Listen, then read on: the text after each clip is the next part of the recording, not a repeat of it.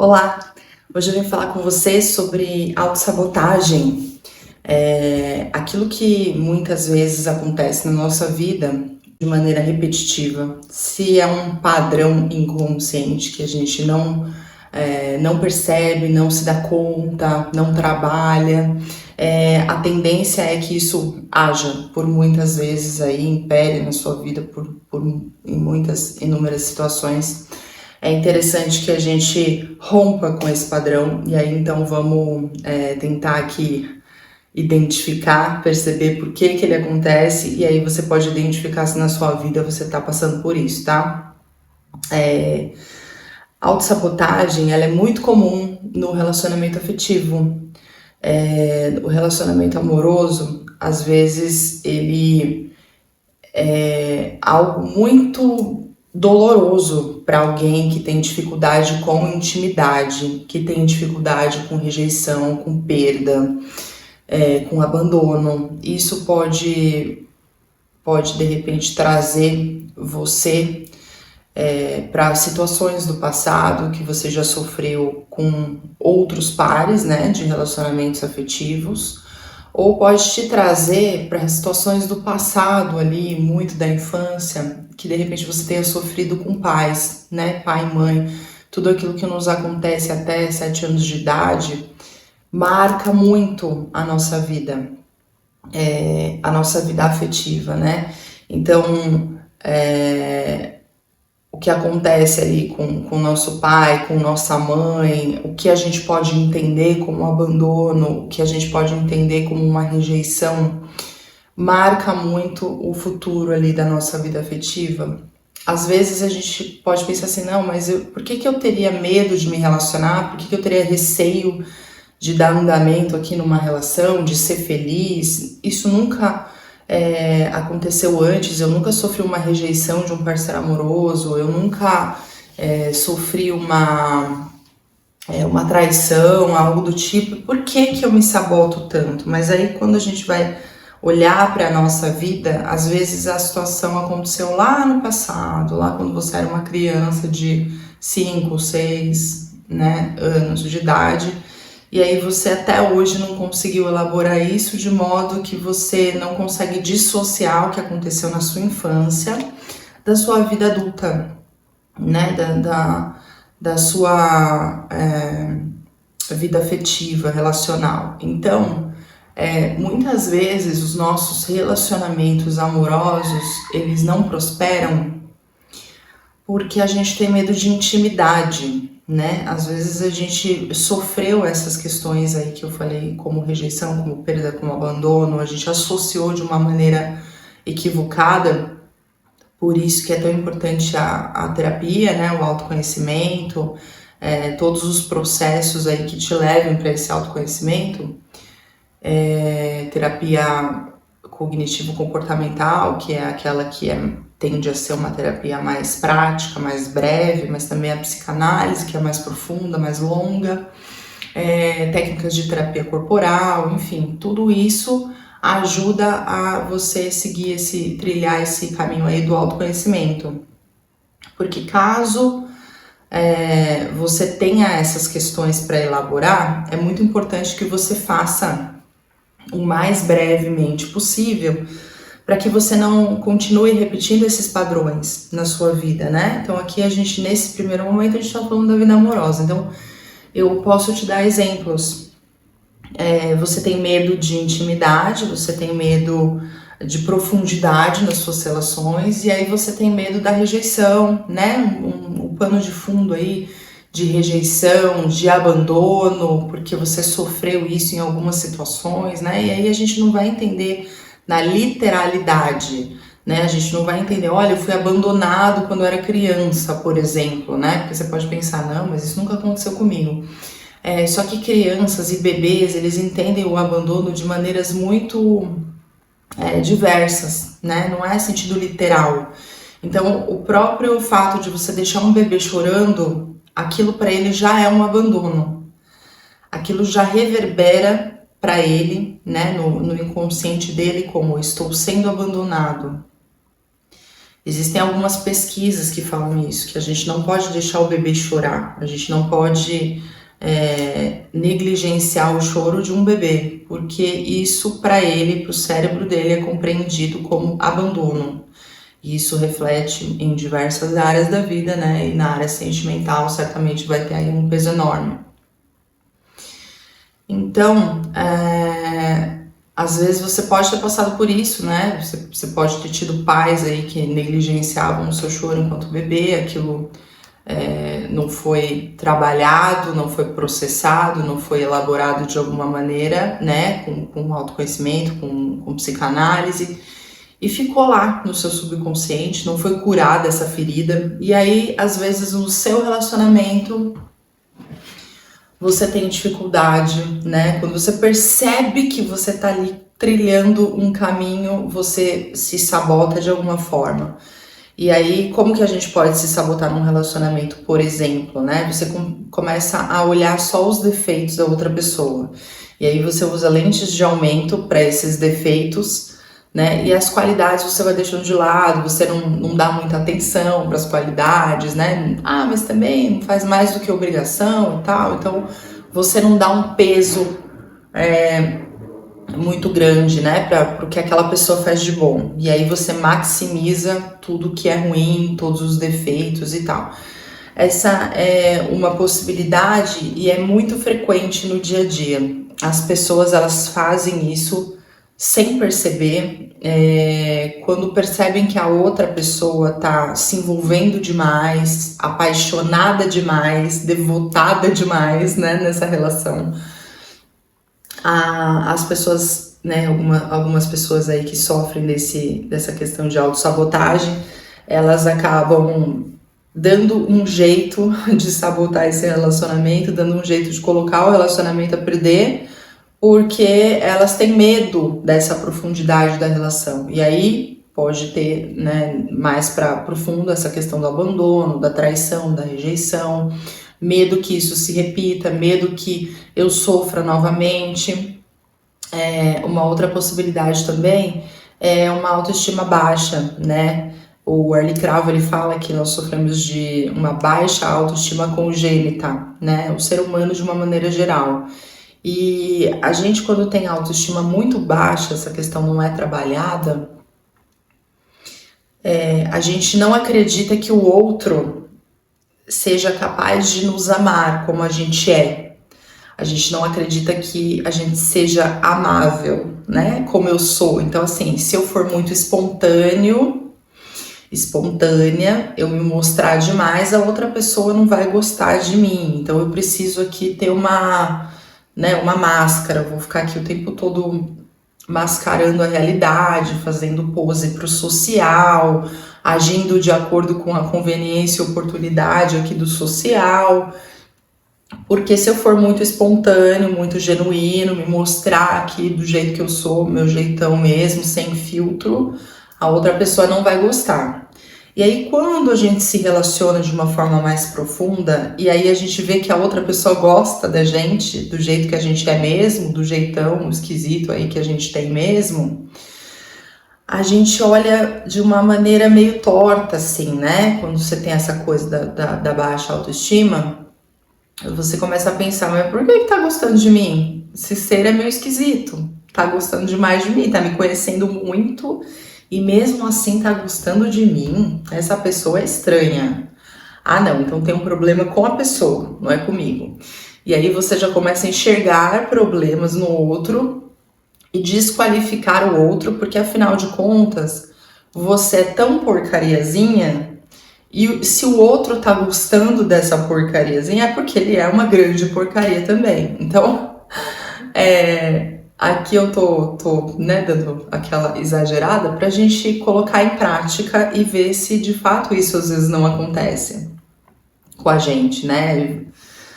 Se não acontece com você, se não aconteceu com você, certamente tem alguém que você conhece que já passou ou passa reiteradas vezes por isso, né? A pessoa às vezes tá ali num relacionamento, de repente ela começa a pisar na bola, né, ter comportamentos que não são legais, né, fazer coisas que ela sabe que que a médio prazo ou a curto prazo mesmo vão dar errado, né? Vão sabotar esse relacionamento. Seja se envolver com outras pessoas, né? E contando mentiras e coisas ali que você sabe que passado algum tempo, você reiterando ali aquelas atitudes, você vai se dar mal. Então essa é uma maneira de autossabotagem, né? Com esse pano de fundo aí do medo da rejeição, do medo da perda, de uma autoestima baixa, de medo de traição, medo de um envolvimento afetivo assim muito grande, porque quando pra gente estar disponível, né, pro amor, de fato, a gente precisa silenciar o nosso ego. E aí tem uma frase que não é minha, que é, acho que do Osho, que é: o nosso ego morre de medo de morrer. Então, é muito desesperador para o nosso ego perceber que você está num envolvimento afetivo, emocional, onde você precisa silenciar o ego, onde você precisa se jogar, se entregar de corpo e alma, né? Se render de uma forma que o seu ego fica desesperado, porque ele entende assim: mas e se der errado? E se tudo der errado? Essa pessoa não vai dar conta, né? Não vai dar conta de continuar vivendo, porque olha, ela está completamente entregue. Mas para viver um grande amor, você precisa dessa entrega, né? Você precisa silenciar o ego, né? Todas essas amarras do social, você precisa se desprender dessas amarras e, né, se entregar de uma forma que o seu ego fique ali quietinho, né? Que você não dê bola para ele.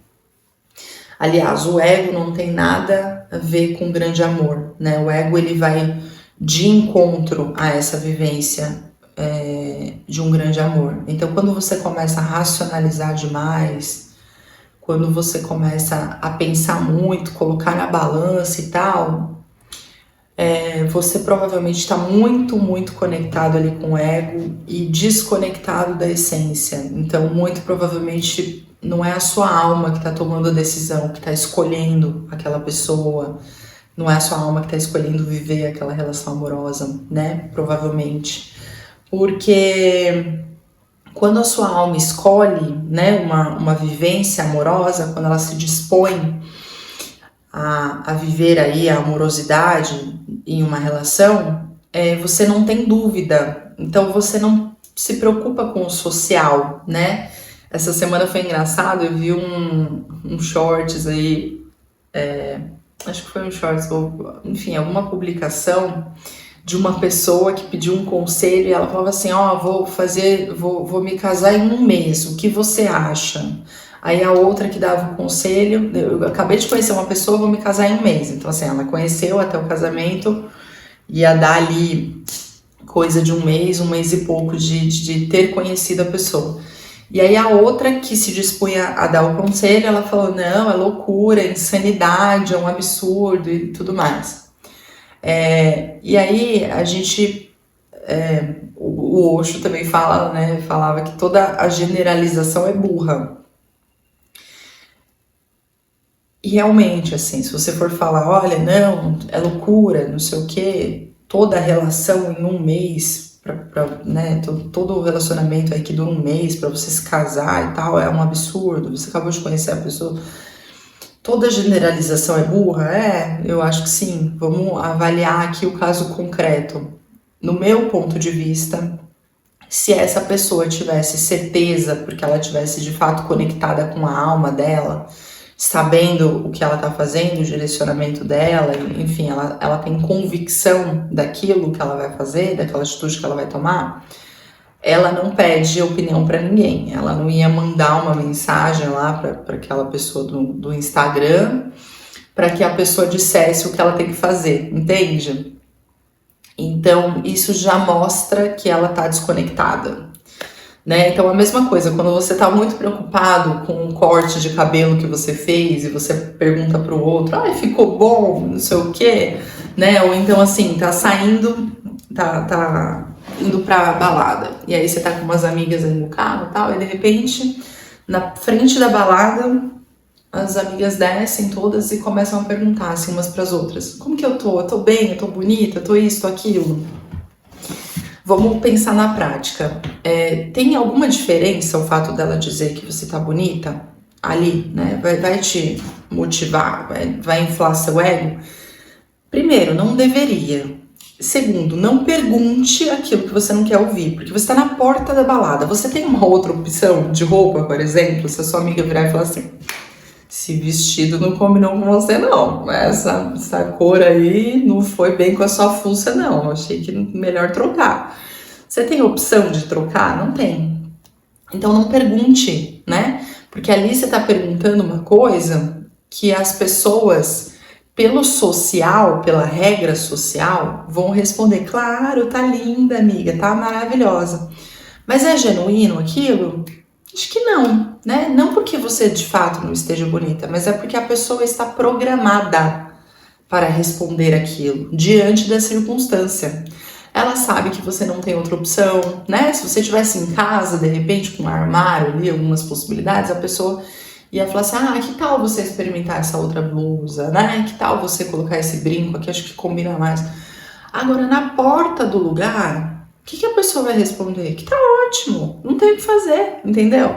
Então, a mesma coisa, quando você cortou lá seu cabelo, você tá toda, e aí você chega num lugar, e aí você vira pra alguém e fala: e aí, tá bom o cabelo? Você quer que a pessoa seja honesta? Você quer que a pessoa te dê uma opinião sincera? Não, você não quer, porque você não vai ter o que fazer, né? E se você tivesse conectado com a sua essência, com a sua alma, você não ia precisar de opinião. Se alguém falar que não gostou do seu cabelo, tá ótimo, você olha e fala: eu gostei, eu tô amando, né? Gostei do corte, enfim. Então você agradece: ah, obrigada pelo feedback que eu não pedi, né?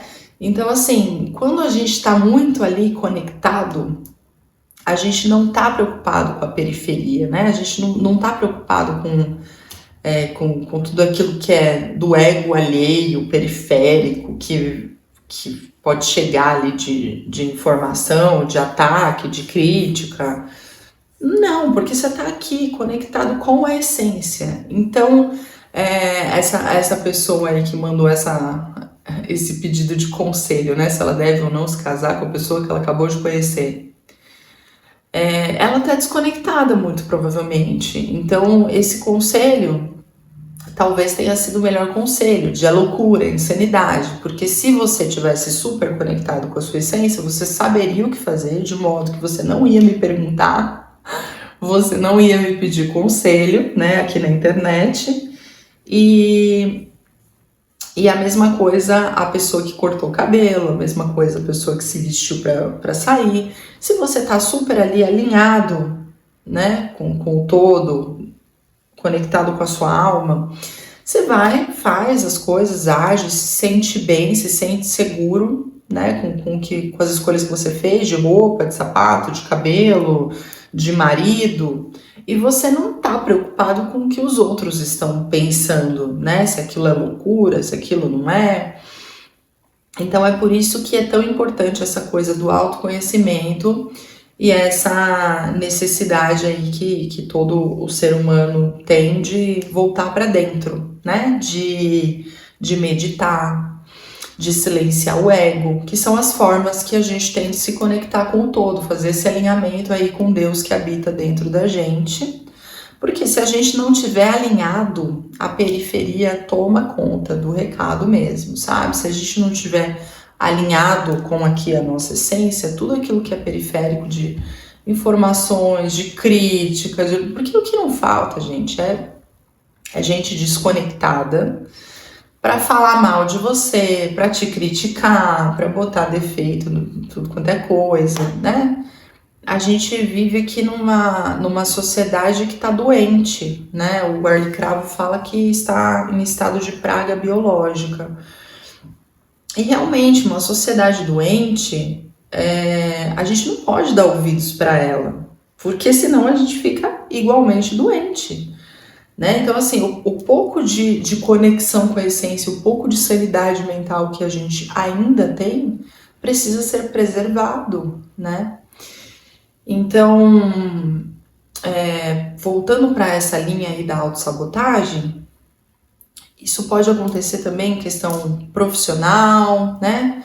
Emprego, projetos, enfim, todas as áreas aí da sua vida, né? Na questão profissional, isso pode estar de repente atrelado a um medo do sucesso, a um medo da prosperidade, né? Um medo de ficar famoso, um medo de ganhar dinheiro. E aí você vai me falar, mas pelo amor de Deus, você acha mesmo que eu tenho medo de ganhar dinheiro? Você acha mesmo que eu vou ter medo de, né? Tudo que eu mais quero é ser famoso, tudo que eu mais quero é ficar rico, tudo que eu mais quero é ser próspero na minha carreira, né? Você pode argumentar dessa forma e eu vou te dizer, mas inconscientemente, será que é isso?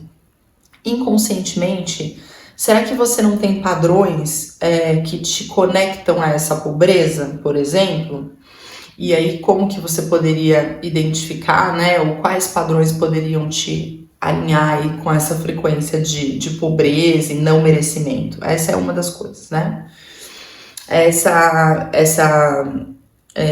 crença de que a gente não merece, essa crença de que a gente não pode, uma crença de que, enfim, de que ninguém da minha família conseguiu, como que eu vou conseguir, sabe? Então, rola até uma lealdade sistêmica aí com a galera aí da sua família, os seus amigos. Então aí você pode pensar, não, se eu ficar muito rico, muito famoso, muito milionário, eu vou destoar aí dessa galera, dessas pessoas todas.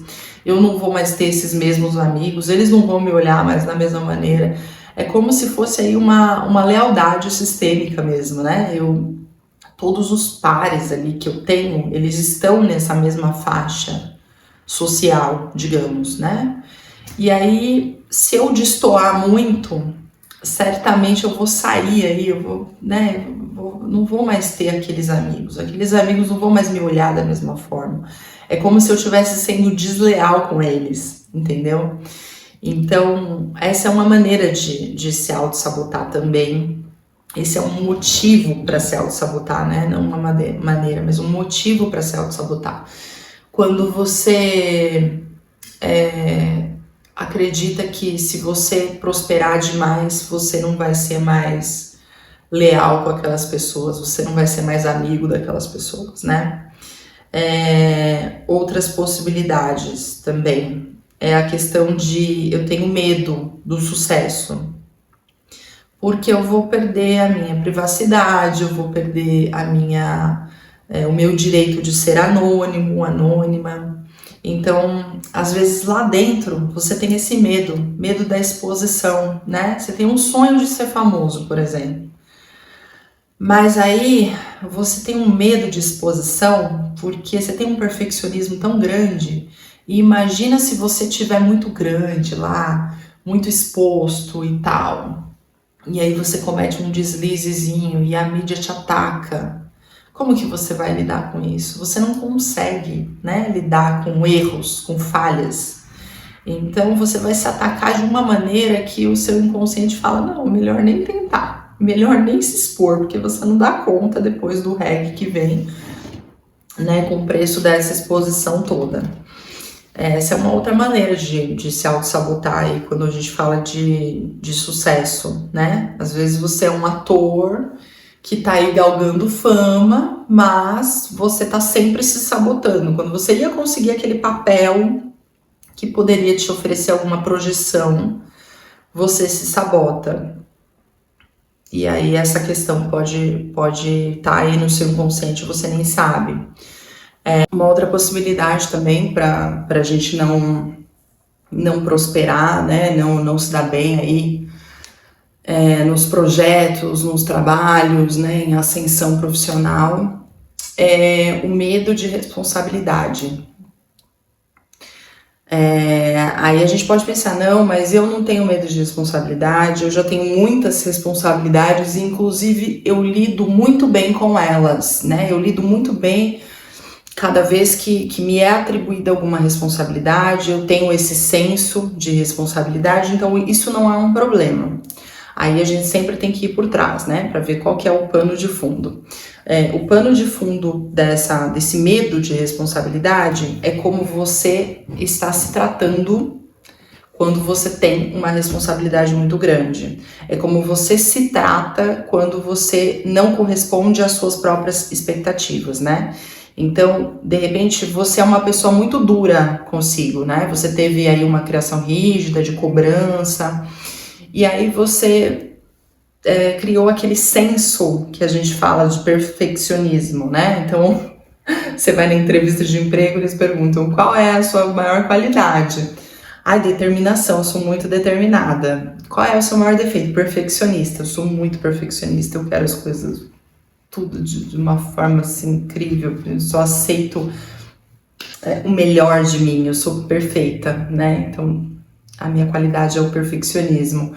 A gente foi ensinado que isso é de fato uma qualidade, mas, gente, isso paralisa a nossa vida. Na prática, isso não é uma qualidade. Na prática, isso é uma coisa de gente chata, que fica pegando no próprio pé, que fica atrasando os próprios projetos, a própria vida, a vida afetiva, a vida amorosa. Isso é coisa de gente chata. Perfeccionismo não é qualidade. Então, acho que para a gente entender e começar a soltar essas amarras, essa é uma coisa muito importante, assim, no momento em que você vai se conectar com a sua essência e silenciar o seu ego. Parar com essa coisa do perfeccionismo, porque você provavelmente se chibata tanto quando alguma coisa não dá certo, você se cobra, você se culpa, você se trata tão mal, que você fica com medo de responsabilidade. Porque como você vai lidar com mais coisas se depois você tem para ofertar para você mesmo, como diz o Arli, aquele colinho cadeira elétrica? Você não se trata bem. Então, se der uma coisa muito errada, o que acontece? Você não tem colo, você não tem misericórdia com você não se trata bem, você não vai ser gentil, você não vai olhar para você e falar, beleza, não deu certo aqui, mas ó, levanta a cabeça, depois a gente tenta de novo. Não, você não lida bem com erros. Então você vai se chibatar, se alguém der risada, se você fizer feio de alguma forma, você foi apresentar um projeto, falou uma besteira, né? E todo mundo ficou meio assim, nossa, falou besteira. Você se mata, você se trata muito mal, você se cobra de uma forma insana. Como é que você vai se apoiar para que a sua carreira cresça, né? Para que você tenha mais exposição e mais responsabilidades? Você não vai, porque você tem um ego desse tamanho e um super ego repressor maior ainda, que depois vai ficar te punindo a cada errinho que você acha que teve. Essa é uma outra maneira de autossabotagem, porque quando a gente não se acolhe, não aceita que a gente é humano, que é normal errar. Aqui nesses vídeos, na maioria das vezes, eu não coloco nem edição, né? Em respeito a você que tá me assistindo, às vezes quando tem uma coisinha, né? Eu repeti alguma coisa, eu fui prolixa, né? Foi redundante a minha fala, pleonástica, então eu edito, né? Essa parte. Mas, em geral, eu tento oferecer o material da forma mais espontânea possível. Porque aqui eu tô tentando fazer uma coisa muito conectada com a essência, muito genuína, muito espontânea. Então, se tiver erro, eu peço que você me desculpe, mas é só para você entender que eu tento também trabalhar e lidar bem com os meus próprios erros. Porque falhas acontecem em todos os lugares, então as pessoas não têm uma fala fluida, perfeita o tempo todo. Então por que eu tenho que ficar editando cada milímetro do vídeo para entregar um conteúdo para você que eu julgue perfeito? Acho que assim, a gente tem que diminuir as expectativas, sabe? A gente tem que ser mais humilde. Acho que humildade é isso, é a gente saber o que a gente tem condições de fazer hoje e oferecer hoje. Então, se a gente tiver essa consciência de humildade, de conexão com a essência, o que a gente quer, o que a nossa alma pede, precisa, e diminuir todas essas expectativas, certamente a gente vai começar a sair aí desse ciclo de autossabotagem, né? E na questão afetiva também, eu te convido a revisitar o seu passado com terapia, né? Com terapia breve, com psicanálise, da forma que você se identificar melhor. Mas é muito, muito importante que você consiga fazer esse tipo de reflexão aí, porque às vezes você pode estar num looping e não saber que a causa é você, né? É uma ferramenta muito poderosa você entender que a causa é você. Você tá causando o que acontece à sua volta, né? A gente tem esse poder nas mãos. Enquanto a gente se coloca como vítima, isso também faz com que a gente continue nesse ciclo de autossabotagem. A vitimização é uma das causas também. Tá? Então, legal a gente se colocar aí como protagonista, como causador da nossa realidade, e aí a gente tem um poder enorme nas mãos para revisitar, pensar, refletir, ver o que a gente está fazendo, que dá para mudar, que dá para consertar e trilhar aí um caminho melhor, tá bom? Se você gostou dessa reflexão, curta o vídeo, compartilhe o conteúdo e inscreva-se no canal, se ainda não tiver inscrito, tá bom? Até a próxima, até o próximo domingo.